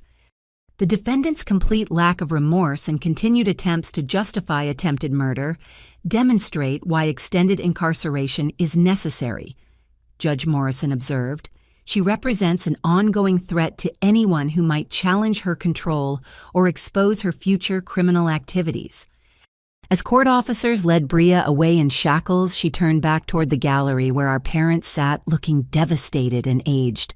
For a moment, I expected her to offer some final performance of innocent suffering designed to maintain their support. Instead, she smiled. "See you in 30 years, Valerie," she called out before disappearing through the courthouse door that would separate us permanently. The smile revealed everything about who Bria really was beneath the manipulative performances she'd maintained throughout our lives. She felt no regret about trying to murder me, no shame about the lives she'd destroyed, no concern about the decades she'd spent in prison. She was exactly what Dr. Amanda Chen had diagnosed: a dangerous predator whose violence would have continued escalating until someone stopped her permanently. Justice had been served, but the work of healing was just beginning. 6 months after Bria's sentencing, I stood at the entrance of the Valerie Thompson Foundation for Family Violence Prevention, watching construction crews put finishing touches on our new headquarters in downtown Portland. The building had been designed with wheelchair accessibility as a primary consideration, featuring ramps, elevators, and adaptive technology that would serve both staff and clients with disabilities. My recovery had exceeded every medical prediction Dr. Torres had offered during those early, terrifying weeks in the hospital. Intensive physical therapy, experimental treatments, and sheer determination had restored partial sensation and mobility to my lower extremities. I would never dance again or run marathons, but I could walk short distances with assistive devices and live independently with adaptive equipment. The neural regeneration we've documented in your case is remarkable, Dr. Torres had told me during my final appointment at the rehabilitation center. 6 months ago, I wouldn't have believed this level of recovery was possible, given the severity of your initial injuries. The Foundation's mission statement reflected everything I'd learned during my journey from victim to survivor to advocate, supporting survivors of family violence through legal advocacy, medical assistance, and community education, while working to prevent enabling behaviors that allow abuse to escalate. Emma Rodriguez had accepted the position of executive director, bringing her background in social work and her personal understanding of how family violence affects entire communities. Her first initiative involved creating educational programs for schools and community organizations about recognizing manipulation tactics and enabling behaviors. "So many people have lived through versions of what happened to you," Emma told me during our weekly planning meetings, "but they've never had words for the experience or support for seeking justice. That's what we're changing." Patricia Martinez joined our board of directors after taking early retirement from nursing. Her decades of experience advocating for vulnerable patients brought credibility and expertise that strengthened our ability to work with medical professionals and hospital administrators. Healthcare workers are often the first to recognize signs of family violence, but we need better training about how to document and report suspicious patterns, Patricia explained during one of our board presentations. The Valerie Thompson Foundation can provide that education. The Foundation's first major success involved lobbying for legislative changes that would prevent wealthy families from using sealed juvenile records to hide patterns of escalating violence. The Sunshine Protection Act, named in honor of transparency in family court proceedings, required judges to consider sealed records when making decisions about bail sentencing and treatment recommendations. "Your case proved that money can't buy immunity from consequences forever," State Senator Maria Rodriguez told me during the bill signing ceremony. "But it also showed how wealth and connections can delay justice long enough for violence to escalate to attempted murder."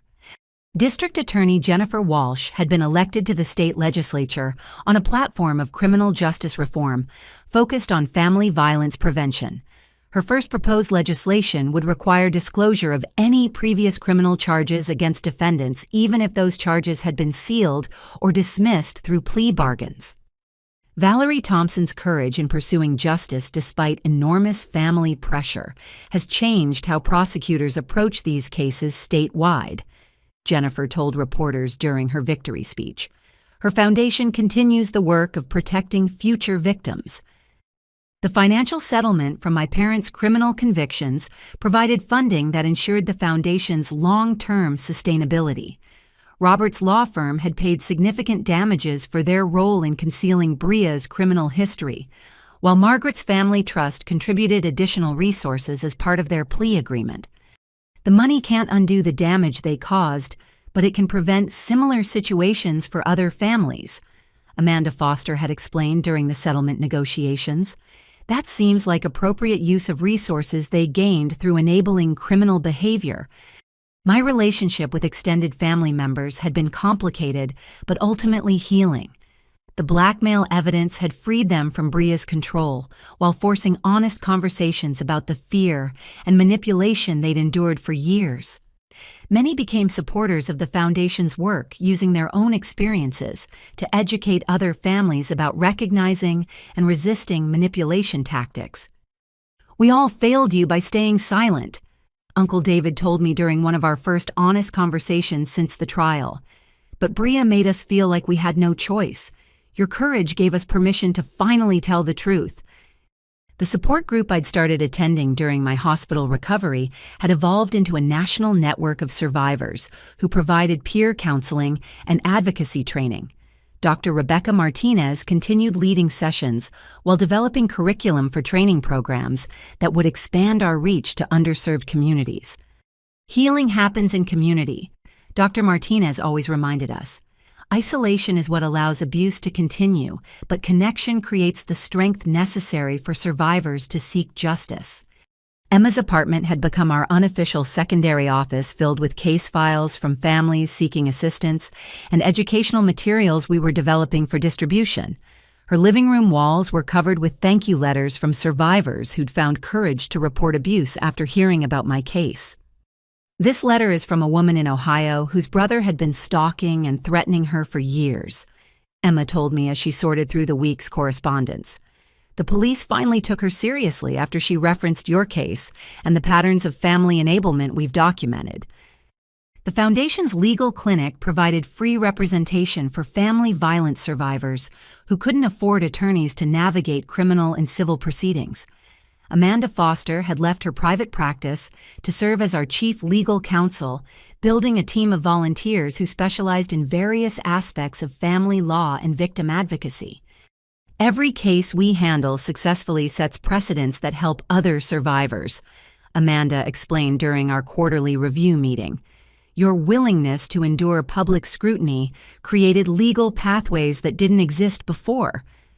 The educational component of our work involved developing training materials for law enforcement, medical professionals, and social workers about recognizing signs of family violence that's been concealed through wealth and social status.